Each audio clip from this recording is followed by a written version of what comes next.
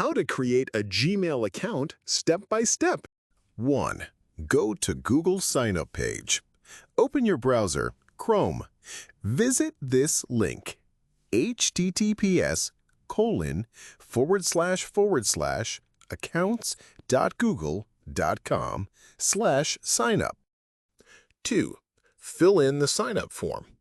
You'll see a form asking for first name, which an example might be Anu, and last name, which might be Al. Enter in text fields first name, Anil, and last name, Al, and then click Next. Select birthday and gender. Optional, male or female, or rather not say, or custom, then click Next. Choose your Gmail address, or create your own.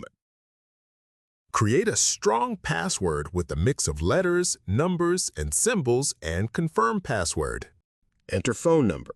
Confirm you're not a robot, then click Next. If phone number has been used too many times, then enter another phone number for verify and next. Once your Gmail account is created, open the Google browser and try to sign in the Gmail account. If it signs in successfully, your account has been created. If not, try again.